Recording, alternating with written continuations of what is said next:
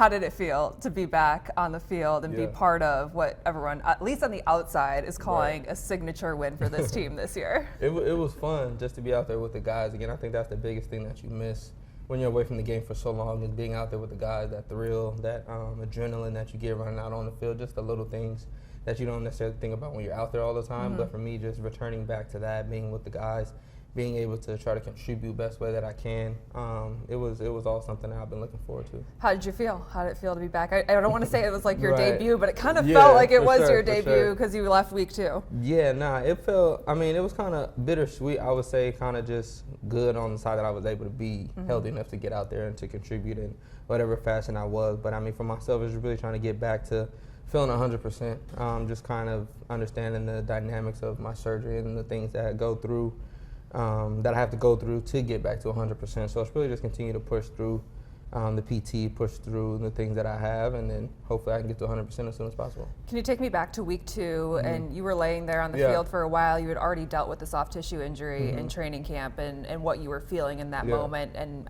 did you know at that point that it was probably going to keep you out for a while?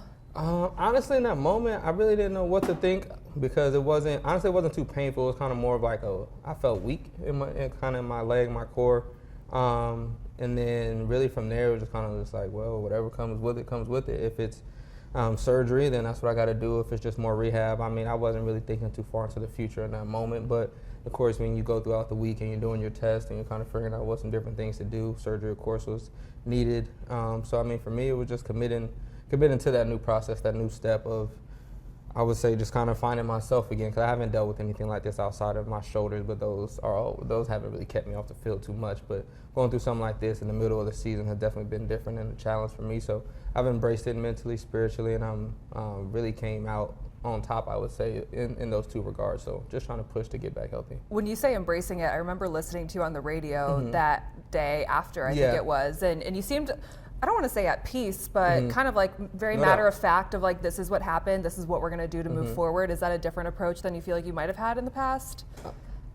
Yes and no. I think it kind of comes with maturity. I think really just at this point, my belief and my faith is unwavering. So it's nothing for me to, I would say, panic or have any anxiety or stress about it. I think for me, at the end of the day, I know who is in control of my future, and I trust and believe in him. So I just kind of just let God just continue to orchestrate my life in a way and just try to stay and remain obedient to that. So for me, it wasn't a big deal in retrospect. I'm blessed in plenty of ways. So not being able to play at the level I want to play is really minor compared to all the things that he's done. Core muscle surgery sounds intense, For sure, painful. What was it like, the recovery and everything? It was kind of weird, and still is weird, honestly speaking. I know I posted a video of walking, I kind of had my drain and things like that. But really just like the removal process, even of that, it was just like, okay, they're going to just take it out. I'm thinking it'll be quick, but it was almost like 6 or 7 inches of tubing inside of me when they pulled it out. So it was just kind of like a weird thing. And then really just the recovery process, a lot of scar tissue builds up, you break through it. And it's almost like when you break through it, you feel like you hurt yourself again, but it's like you just got to keep pushing yourself. And that's really what I've been doing. Of course, just trying to just get extra work in, do whatever I need to do to get back healthy. So I'm fortunate to be where I am, but I still got a long way to go. You wanted to take people behind the scenes a little bit of what your recovery process was. Why did you decide to do that and show that side of what life of an athlete is in some down moments of your career? I was honestly already going to do some media stuff like that anyway. We know you like us. Yeah, for sure. So I've already kind of had some inspiration and things like that going, and I had a lot of things that I had planned for the season. And of course, when the injury happened, everything shifted for me. But it was a moment where I was kind of just driving one day. I'm like, I feel like it'd be a good idea to bring cameras into it. And I think for me, it was something that I kind of just shifted focus in and tried to turn somewhat of a negative into a positive and shed light onto what's going on and kind of my process. But for me, it was really just like a fun idea to keep it light, but to also shed light from an athlete's perspective and kind of what's gone into getting me back to where I am. To be back in this building, I don't know how long you were away from the team or anything like that, but you had mentioned something after the game about being able to feel what's going on here for sure. Right now, because I think we can all feel that it's very different and you've never experienced winning like this. How much did seeing from the outside what Ben Johnson had done, seeing the guys on the field go out there and win these games week after week, motivate you to be back on the field and be part of that, contributing in so many ways? Yeah, I would say, I mean, honestly, for me, I've had a lot of motivation since camp.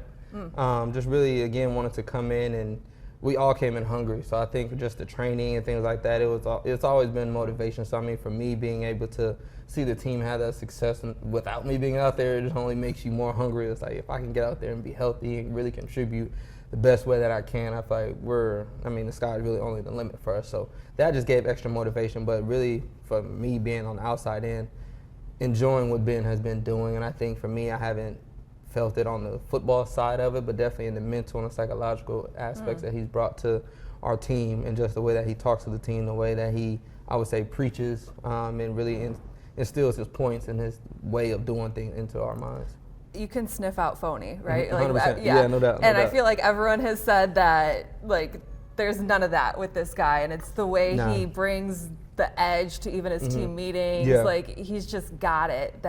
For sure. And has a way of connecting with you guys that seems so different from maybe anything you've experienced in the past. Do you feel like that's true, and how he reaches you? Yeah, I think too, he doesn't do anything outside of his, I would say, his zone or his element. I think for him, he talks to us very much so straight. And that's kind of the biggest thing. He doesn't do too much. He doesn't, I would say, act or fake or try to be like just a cool coach or anything like that. It's just not. He's going to be his sub. He's going to be tough, and he's going to get on us, hold us accountable. And when it's time to have fun, we'll have fun. But really, it's just about business, and that's what he is. He's about his business, and he goes about it and conducts himself that way. What's it about Al Harris? Because now people are like, is this guy even going to be here for long? Because what he's doing with these DBs is crazy. For sure. No, Al, I enjoy Al, and it's funny because like a lot of times like we joke, but it's one of those things that he just emphasizes the ball so much, and it's like when you're telling somebody get the ball all the time, every day, and you're pushing, and we have goals and we have consequences when we don't get the ball, and it's just like little things like that push you to go get the ball, push you to push yourself to go get the ball. And it's like a lot of times, especially playing DB position, you think it's just your job to knock the ball down, but it's like re-shifting your mind to think, no, that ball in the air is my ball as well. So that's just some things. And it's funny for me because I've always watched other teams, of course, seeing Trayvon Diggs. It's like, hey, like, dang. But it's like, okay, he played wide receiver. And then when Deron Bland did it, it's like, okay, nah, it's something else over there that they were cooking up. So, I mean, it's definitely beneficial for us to have him in our locker room. Okay, because some people will say, like, this defense is just opportunistic, and that's why they're getting all these takeaways. But I feel like Byard has said it. It's like you guys are noticing things on tape where you're picking your moments where you can go out there and attack it. So it's not so much opportunistic. Like, this is part of the DNA of this defense. Is that true? 100%. But, I mean, there's nothing wrong with, I would say, being opportunistic in that way too. I mean, you get your opportunity, you got to capitalize. So that's the biggest thing for us, especially on defense. I mean, there's gonna be times where you take the ball from people, but also you got to take advantage of the opportunities that the quarterbacks give you, because it's not too often where you can deceive a quarterback into throwing an interception. I mean, quarterbacks are really good and really talented these days. So when they do give you opportunities, and when somebody does make a mistake, you got to make a pay. All right, you've been to Green Bay before. You know what the rivalry means to this team, to these owners. So if a rookie were to walk up to you, you'd be like, I mean, Jaylon, it's just another game. You're like, no. How would you explain it?